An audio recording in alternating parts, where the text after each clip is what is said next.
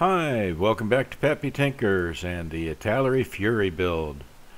I finished the kit in this video and we'll talk about my final thoughts once we get to the end.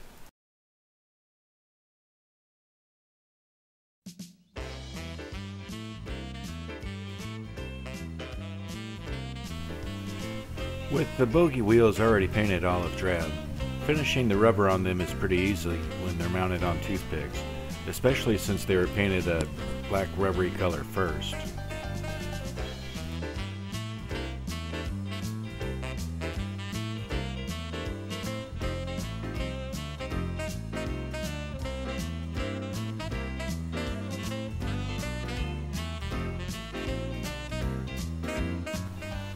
I attach the bogie assemblies with only the inner wheels attached and then spatter a little more mud on them. In almost all the scenes of the movie, Fury was in the dirt. A road march, maybe two, and in the town are all I can think of, and it was still pretty dirty then.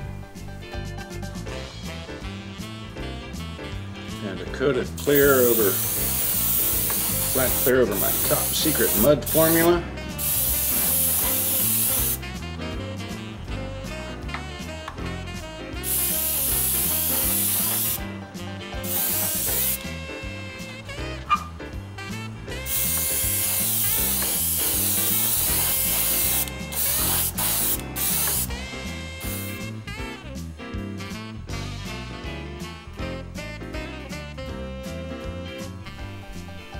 Now for some of the fun stuff.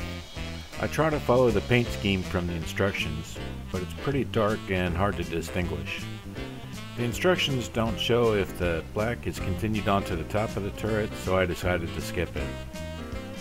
They call for a flat black, but if I was to do over, I think I would use something a little lighter like NATO black from Tamiya, just to make it look a little bit more faded.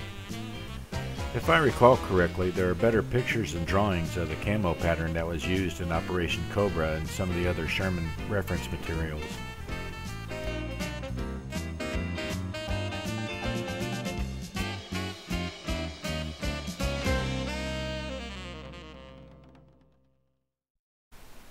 Even though it's tempting, don't try to get total coverage with just one coat.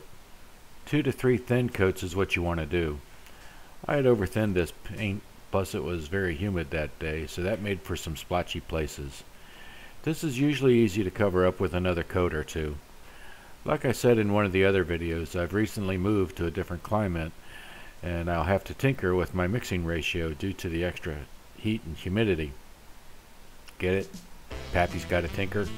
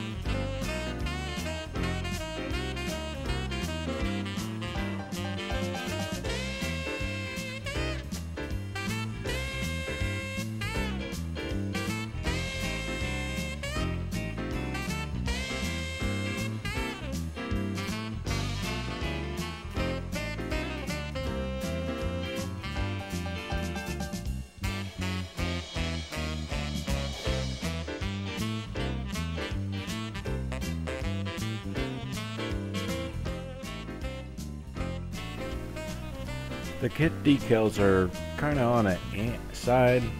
They're a little bit thick, but they are opaque. You can't see through them. I use Microsol decal setting solution and softening solutions to help them snuggle down over the added texture that I applied. The decals were thick enough that they needed 2 to 3 coats of the softening solutions in some places. I thought I had left a big enough gap under the board of the transmission cover to slide the decal under, but I didn't, so I had to cut the front star to get it in place. My fat fumble fingers made it a bit more of a challenge.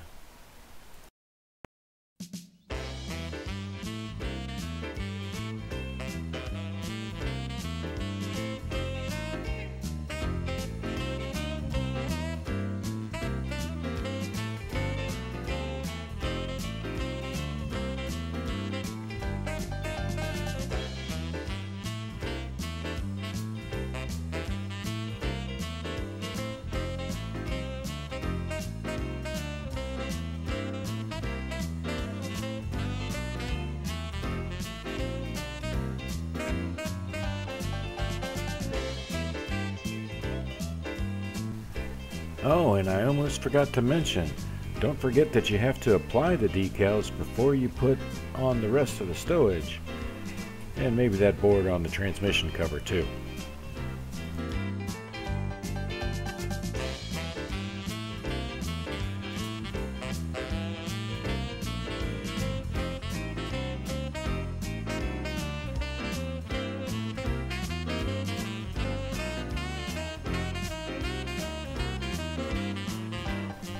Time to start painting the details and the tools. In reality, camouflage was painted over the tools many times, but I think it makes the model more interesting to see the different colors. And it's always good to add a little weathering to the tools because many were used every time they stopped, especially the tools relating to tracks. Being able to keep the tank moving was about as important as breathing, so a little chipping and wear marks was always going to be on there.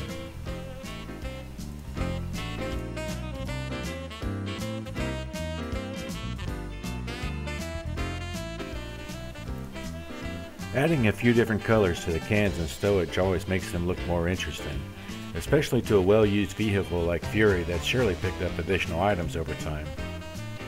We all fell in love with this tank because of all the little things in and around it. It didn't look like a museum tank. It looked like the war-weary beast with the mud and the logs and the scars and stowage, down to the pictures of the girls inside.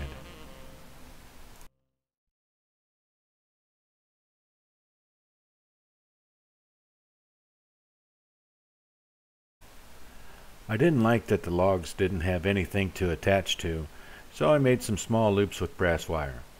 To get the basic shape, I wrapped the wire around the toothpick. Then I drilled holes in the hull and superglued the loops in. That way the ropes holding the logs would have something to be tied to.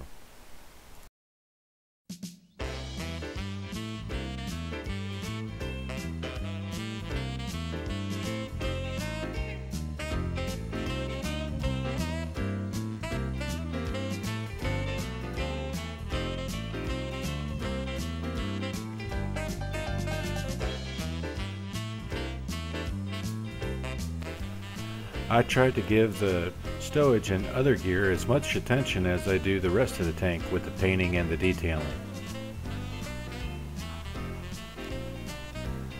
I use burnt umber oil paints to give a pin wash and some more depth to the model.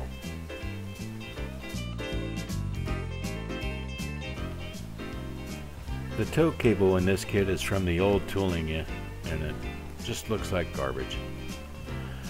For what they charge for this kit, Italeri should have supplied something a little bit better, even just a piece of string. I used a piece of hemp for making necklaces, but I probably should have used twisted wire instead.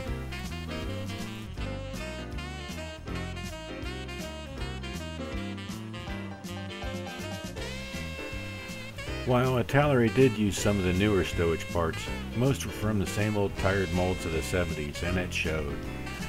So I made up a few tarps with tissue paper and glue, a new net from some gauze. Being able to bend and shape some of the stowage like this makes a big difference in how it all looks when it's finished and stacked together.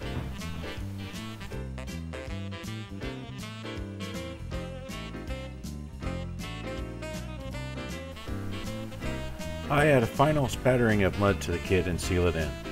Then it's time for the final little touches like attaching the logs, machine guns, tie-down ropes, and stuff like that.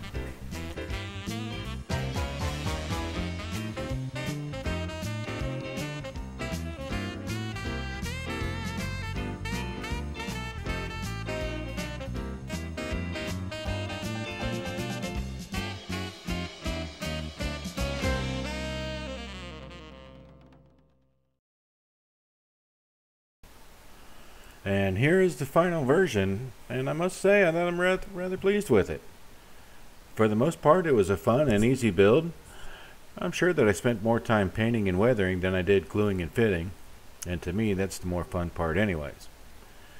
There's plenty of aftermarket pieces out there if you want to make your own version of the Fury tank from any of the other E8 Shermans that are out there. But you're going to spend a little bit more money when you buy all those extra parts.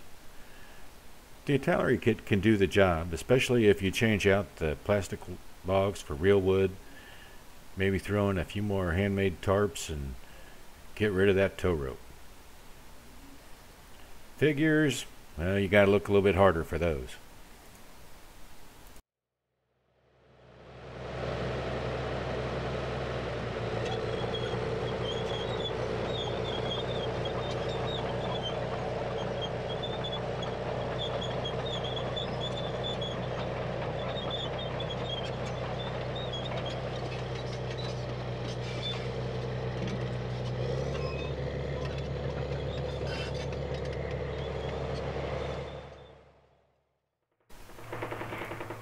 You can almost picture poor Norman sitting in the assistant driver's seat, scared out of his wits and wondering how the heck he ended up inside this beast. You can almost hear War Daddy barking the orders, the rumbling engine, the clickety-clanking of the tracks, and the sounds of battle all around. Is there someone in those bushes with the Panzerfaust? Is what they're saying about those Tiger tanks true? Are those Tigers really that big and scary?